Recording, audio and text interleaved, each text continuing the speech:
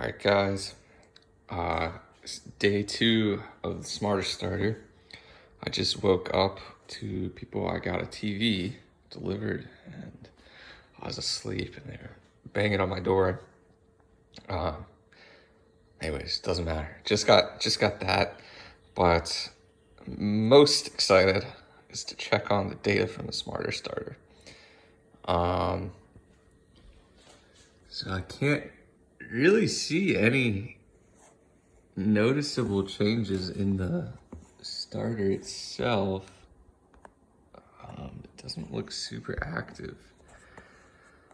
The SmarterStarter is still powered on. The battery is going strong, which I hope it would. Yeah, so I'm just gonna take it off. I'm gonna open it up, and then I'm gonna check the data and see how it is. And one thing I want to see when I take it off is I was curious if the container was actually airtight. I don't think it is now. After I took the last video, I was curious and I filled one with water and I tilted it on the edge where the gasket, there's no gasket, so just the seam, at the seam. And eventually the water started to trickle out very slowly. So I don't think these are airtight, but we'll see what the data looks like.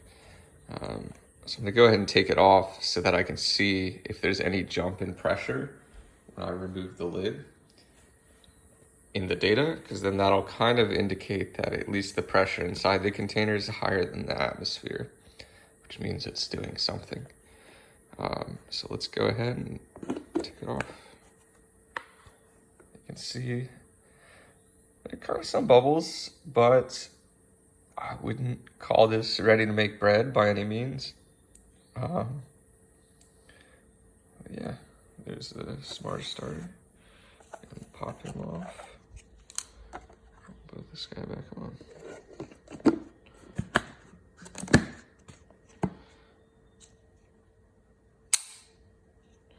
All right, now let's go check out the datas. So, yeah, I'm writing some plans for some next features to add. Got my computer here. So right now the data is all streaming. I did most of this project using Adafruit, and they have kind of a cloud data streaming service called Adafruit.io. It was ridiculously easier to use, easier than I thought something could be to use. Just entered my credentials and then used their API, and you can just publish data to these different feeds, and it automatically timestamps it for you and everything. So I'd already tested this website a while ago. So if I open up the data, you'll see this is from June 4th, today's June 10th. And you go over here, and this is actually, yeah, I started at 4:30 or so p.m. To look on June 9th with the SmarterStarter video. And that's where you can see this temperature trend kind of going down as it cools down at night. And then right now it's 10 a.m. starting to heat up for the day. So I can zoom in on that in a bit. I just wanted to go check some of these other ones real quick. So that was temperature, pressure. So this on the left, this is the pressure that I measured while I was developing, just left it sitting out. So this is June 4th. There was no sourdough starter here. And this is kind of the pressure trend that you see. It goes like this. So let's go check out. Jump over to today. And yeah, it's about 4:30 on the 9th. And you can see pressure changes. Interestingly, I did take a quick look at the data before I started filming. But it looks like these sort of follow a similar trend, which is interesting, maybe bad news, because it could mean that it's not airtight and it's just following the atmospheric pressure trends. So like, if you look at the center here, 3 a.m. it reaches this dip, or we can even look at the peaks. So 11:40 p.m. it reaches a peak, and then 11:40 a.m. it reaches a peak. Now we go over here and we see, yeah, 10:40, 11:40, it's up at that peak, and then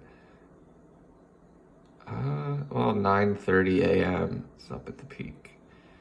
But the kind of ranges are also similar in the variation. Like the pressure sort of dips, reaches 100,000, 950. I don't know what units those are, kilopascals or something. And then it comes back to sort of the same point.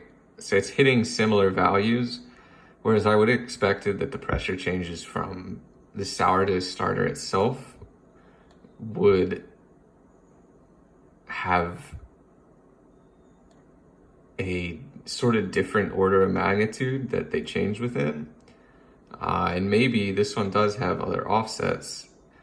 Maybe it's hidden somewhere in here and it is vacuum sealed, but that doesn't really make too much sense. Or airtight.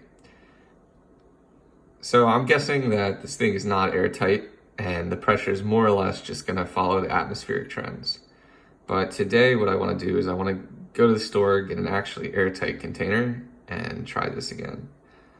Let's go take a look at some of the other feeds. Humidity.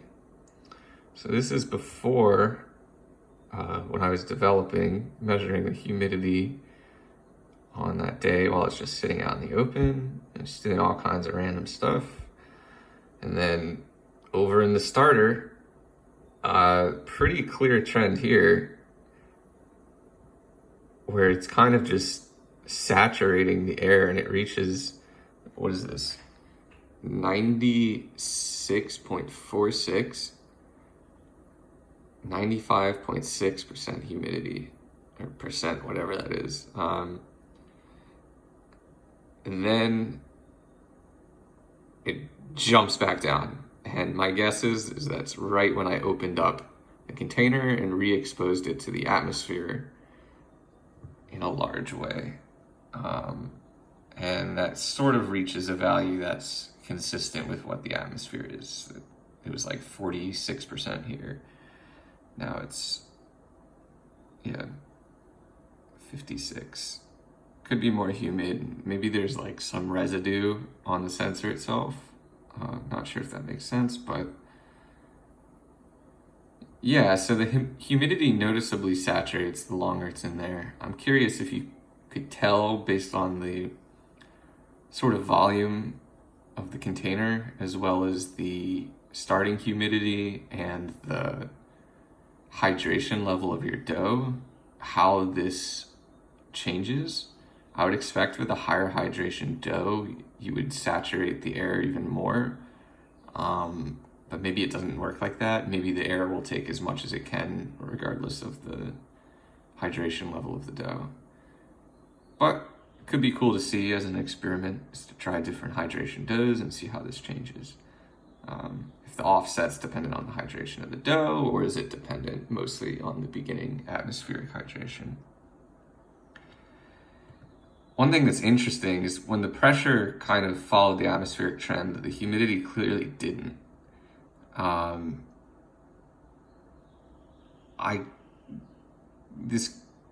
guess it could be airtight, or the air inside is just sort of expelling out and then saturating the humidity and not really exchanging the drier air in. Yeah, not sure, but either way, humidity saturates. I could try this in an open container and see how it does. It may still saturate, even though it has some larger air exchange. Probably be generally higher humidity in the vicinity of the starter, regardless. And then the last one I want to check is gas resistance. So here, just measurements on my desk, open atmosphere, and jump over to when it's in the starter, and you see some pretty cool stuff. I'm not sure like what this measurement actually is measuring. It might be correlated with CO2. It could have a high correlation with the actual humidity. You notice that unlike the humidity, this does not saturate. It goes down and then it starts coming back up. One thing I was curious is if this sort of like double hump was at all correlated with the pressure changes or the temperature changes, which might make sense. Generally, things are more active when there's a temperature change, so it could be an indication of that activity in the yeast, or it could even mean that